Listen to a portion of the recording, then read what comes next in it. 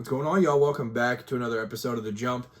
I have my college football playoff, full bracket, full predictions, everything, all the good stuff in this episode, and I will also be talking about just kind of a preview of the first round because we've got a couple good games coming up very soon, and as the recording date of this, 2 days away. So, this will come out on Thursday, but we have a game Friday night. It's coming up soon. Friday night, 3-game Saturday. First round is here of the college football playoff for this season. So I'll come back and revisit these predictions. You can make fun of me, agree with me, whatever you think in this episode. But by the time we have a champion crowned, I'll revisit these and say, wow, I was an idiot. Or, wow, that's pretty accurate. So I'll talk about those, but I'll mention these first round games first. The first one, number 9, Alabama at number 8, Oklahoma, is the first game on Friday at 8 o'clock. It's going to be awesome. This game has been played before, part 2 of this season. When it was played last time, Oklahoma scraped by in T-Town with a 23-21 victory. But when you look at those numbers, you're like, how in the world did they win that?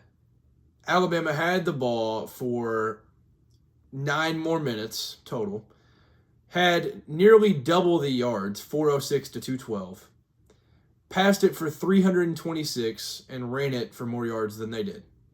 Had less penalties, but Oklahoma won. Now, if you watch that game, if you heard about that game, you know exactly why. 3 turnovers. And the problem with that is that wasn't even a fully healthy Oklahoma team. That's what's terrifying about that. So, it was a close victory for Oklahoma the last time. What do you think the spread is? Close, but Oklahoma's the favorite. It's a 1.5-point line as of right now. 39.5 is the over-under. I feel like those are both perfect. In this game, I'll just go ahead and say this. I have Alabama winning. Kalen DeBoer has yet to beat them. He lost in Norman last year, at home this year, 0-2 against the Oklahoma Sooners, but third time's the charm. That's what I think. Alabama was able to do whatever they wanted, and I know Oklahoma's much healthier now. They were missing starters in that game. They still played great defensively. I just don't think they're going to be able to do enough to stop and match Alabama offensively. John Mateer hasn't been the same since the injury, and I wish he was because he was one of my favorite players in the entire country. He just hasn't been. I think if Alabama can do anything close to what they did the first time, at least passing-wise, I think they will be okay in this one. Now, the one thing that's a little bit different is there weren't many examples of how to beat Alabama, really. It was the Week 1 loss early in the year to Florida State. That was really it. But now, going into this second matchup, Glenn Schumann from Georgia kind of gave them a little bit of a blueprint on what to do. Just absolutely bum rush the entire offensive line and just go force Ty Simpson into really, really tough situations. And that's what happened in the SEC Championship where Georgia dogged them. Now, Ryan Grubb is way too good of an offensive coach to not make an adjustment and expect Oklahoma to basically try to do the exact same thing. Now, obviously, Oklahoma's going to kind of take what they did first time, do a little bit of that, mix in the type of rush that Georgia was able to bring against Alabama in the SEC Championship, and they'll probably try to mix all that and make something out of that. Now, Ryan Grubb is a phenomenal coach. I don't think that they mailed it in the SEC Championship by any means, but I think they were kind of in. I mean, going into it, we were all like, they just can't get beat by 90, and they'll be in. They did that. They were trying to push it, though. I think this offense can be clicking. I think they're going to do just enough to win. I don't have an exact score prediction, but follow the socials. I will post that on Friday, what my predictions for these games are. But I have Alabama winning. I think Alabama is going to win this first-round game in Norman at Memorial Stadium and cover that 1.5-point spread. The second game, December 20th on Saturday, noon, which stinks because of the location of it. Texas A&M, the 7th seed, is hosting number 10, Miami, at Kyle Field, one of the rowdiest environments in the entire country. And if they were at night, I would not think twice about this game. But part of me thinks that Miami could go in there and win this game. Now, I don't know who I'm going to pick between the two, but these are two really, really good teams that kind of rallied at different times. A&M was flawless through most of the season. South Carolina game, that first half was really, really bad. The Texas game, whole game, really, really bad. Miami, they were hot early, couple slip-ups, Louisville, SMU, but then they turned it completely around, and it was like, wow, this is the best football they've played. This is the best Carson Beck played all year. They started rallying. The line is 3.5 right now for Texas A&M. That usually means if it was a neutral, they do a coin flip. That's about it. It'd be a pick 'em if it was neutral because Kyle Field is going to be rocking. I know it's going to be noon. It's still going to be rocking. It's maybe not going to have that Kyle Field just torture effect that night games do. But, I mean, it's going to be heavy A&M crowd. Miami doesn't even get a great crowd for their home games. So what makes you think that they'll go on the road and have a great crowd? So A&M's going to be crazy in this one. The fans are going to be wild. And I think after the one slip-up, I mean, it's similar to Ohio State with Michigan last year. Like, the one loss is the reason for a run. I think there's a chance, and I don't know how long it goes because of who they'll play next round, that Texas A&M could go on a run. Because they had the one loss to the team that just seems to beat them all the time. They go to Austin against a Texas team that have been really, really good as of late. That one loss, I think, is going to be enough to fuel them and drive them, and I think this team is going to be firing on all cylinders. And I think A&M is going to get out of there with a win. I don't know if they're going to cover the 3.5. It's a tough one, but Carson Beck's played in the SEC. He's played a whole lot of SEC football games. He's not going to be intimidated by this at all. Miami has the weapons to get out there and do it, but I think A&M's defense is going to be the difference, and they're going to be able to have a ton of pressures on Carson Beck. I think they're going to take an early lead, and it's going to be tough to see Miami come back from that one. So I have Texas A&M getting out of there with a win over Miami. Now, these other two games aren't, I mean, they're not going to be really close. We'll just put it that way. One's a 17.5 point spread. One is a 21-point spread. Not a great look for these two as the two later games. So I'll talk about the Ole Miss-Tulane game first. 3:30. Also a part two. So we already had one with the Oklahoma-Alabama game where they're playing once again, and now we're getting Ole Miss and Tulane. This one, I think, will be a lot like the first time. Ole Miss was up, I think, 45-3 before a late touchdown where it made it 45-10. It was never close. And I remember the line was similar, I think. I think it was around 17, maybe just a little over 2 touchdowns or something. I think it'll probably be the same. The ironic part is, like, these are the two teams that have coaches leaving. Like, one's going to be the coach at Florida, but he's actually coaching his Tulane team with John Sumrall. And then Lane Kiffin is the coach of LSU now. He's not getting to coach for Ole Miss. But outside of him, Ole Miss essentially has everybody else. All the players are playing. All the coaches are there. It's everything but not a Lane Kiffin on the sideline. So Charlie Weiss, all the offensive staff, they are all there with them. I think it's going to be there's not really going to be a problem with it. There's not going to be a hiccup with this team. It's going to be built. I wish it wasn't. It's in Vaught Hemingway, just like the first time. It was ugly the first time. Probably going to be ugly again. I mean, Golding's defense held them to a 3 for the good chunk of the game, and it was never really close. So I have Ole Miss winning that one. I know that's not shocking by any means. 7:30, James Madison at Oregon. The line is 21. Now, I am a fan of giving G5 teams an opportunity, but man, this is 2 lines that are essentially 3 scores. I mean, 17.5, 21. Yeah, it's not gonna be pretty. I do think it'd be cool if one of these teams could hang in there and make it interesting late. Kind of like how it is with March Madness and stuff, where you can actually just make a team tense up a little bit, because if they tense up, you never know what's going to happen. Oregon, the 5 seed, hosting the 12, James Madison, 21-point spread, 47.5 is the over-under. I think Oregon's going to roll. I do want to highlight, though, Oregon, they're getting healthy, man. Evan Stewart, healthy. He's practicing again for the first time since the spring when he got hurt. Gary Bryant, DeCorian Moore, they're all back. A team that's been like suffering injuries in their wide receiver room. They're all back and playing. And I don't know if they're going to put Stu out there for this one, But with all those receivers healthy, this team is like a much bigger threat than what I think people realize. And Stu would have been their one this year, and he was out. So DeCorian Moore got lifted into another role. If they can have those two, that's two wide receiver ones on a lot of college football teams. That would be really dangerous. But I have Oregon rolling. I don't really think this is going to be too close, and I would imagine Oregon's probably just going to, run some more, and I think they'll be able to do their thing. But James Madison has had a good defense, so I think that they'll probably be able to slow them down. But I think their goal as a team is going to be to just run it, keep the clock moving, get out of there with a win, because this is one of those games where it's like, just win. That's the entire outcome. So just win the game, and that's all that really matters. So I have those four. I have Alabama winning, Ole Miss winning, and then I have Oregon and what's the other one? Texas A&M.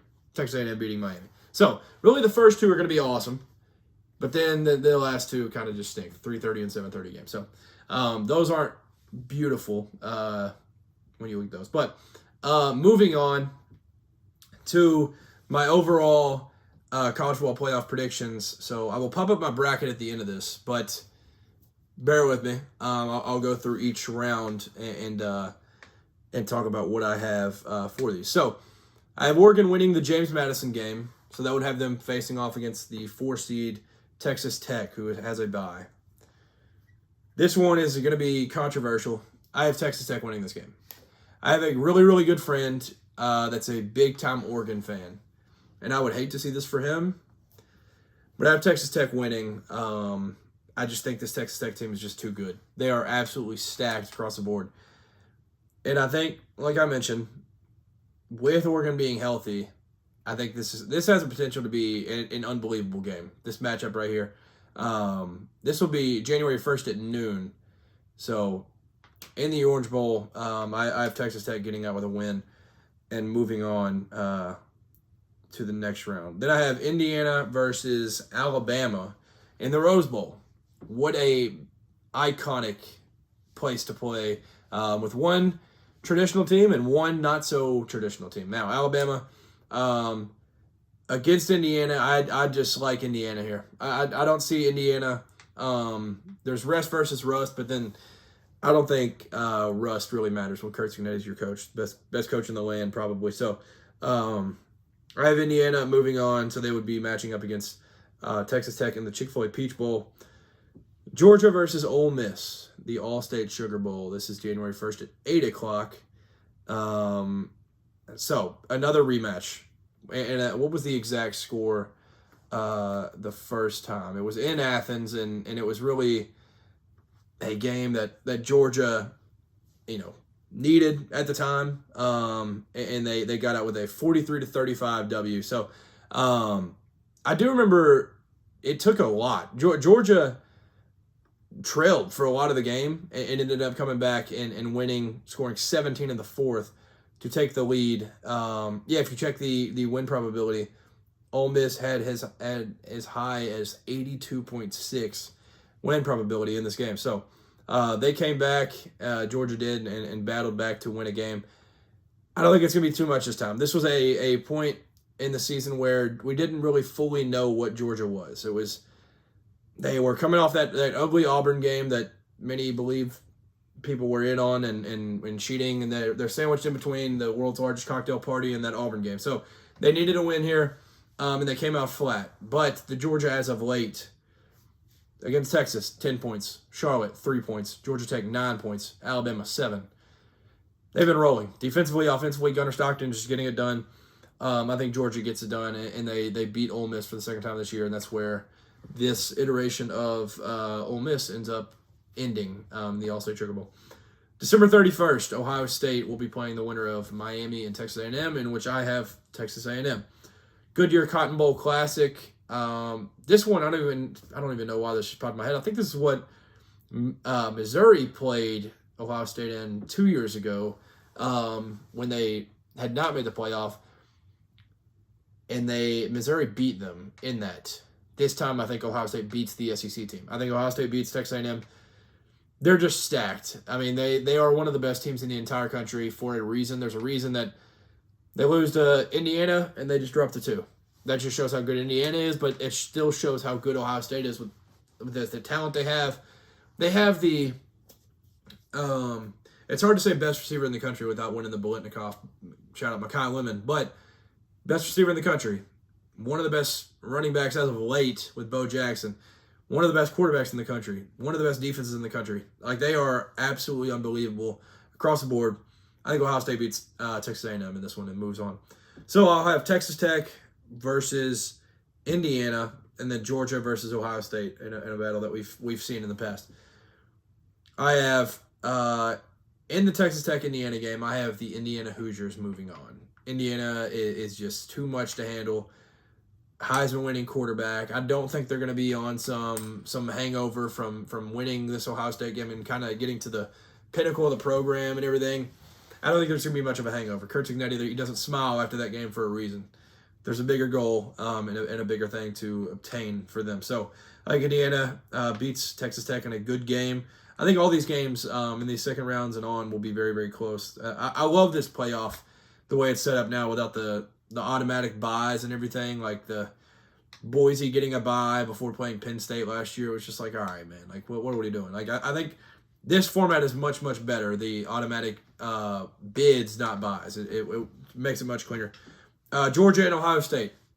Now, many of you remember these two playing in the game that has been known for Marvin Harrison getting decked in the back of the end zone. Noah Ruggles missing a field goal at midnight. I think the same type of thing happens again. I think that Georgia gets out with a win. Kirby is one of the best coaches in America, if not the best, for a reason. And I think he has his boys rallying. And Georgia is one team that going into the playoff, I don't want to see. That, like I mentioned the end of their schedule.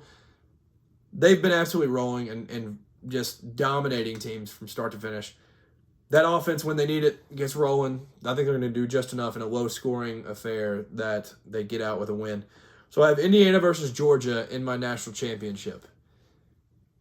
Georgia, this would be their third in 5 years if they were to win. Indiana, obviously the first in school history, coming from the losingest program in college football history to now playing in the college football national championship in a couple years under Curt Cignetti. So this game, Miami Gardens, January 19th, which is entirely too late.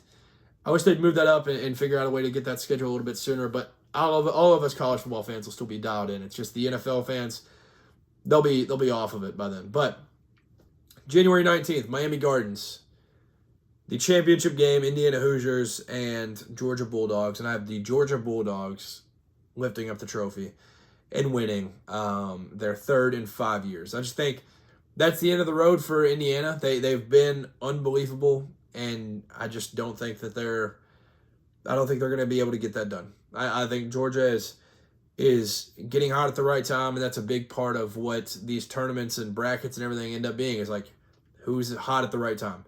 You don't ever want to go into these, I mean, other than a couple legendary teams, nobody's been able to go into them undefeated and just make their way and cruise through it all. That hasn't been the case. So, obviously the Clemson team, they did it. LSU did it. But on many, many other years, it's been teams with a loss that have started rolling late and figured out what they needed to fix at a certain time, and they go into it with a loss or two losses or something. So I think Georgia gets a victory, ends Indiana's perfect season. Sadly, I love Fernando. I made a Heisman video about him just on how much I love that guy, but also love the Dogs. They've been rolling, and they're just, like I said, getting hot at the right time. So I have the Georgia Bulldogs winning the national championship on a absolutely brutal path, beating Ole Miss, Ohio State, and then Indiana in the end. So I have the 3 seed Georgia winning it. It's going to be awesome. I can't wait for the entire college football playoff. And in these first 2 games, they're going to be awesome. I'm hoping that one of these G5 teams can at least make a push at one of these teams, make it interesting late, where ESPN has to send a notification that, like, it's at halftime and they're only up 7 or something. Like, hopefully it's something like that.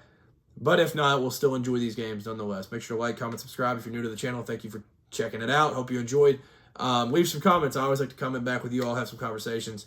But that'll do it for this one. Comment below. Peace.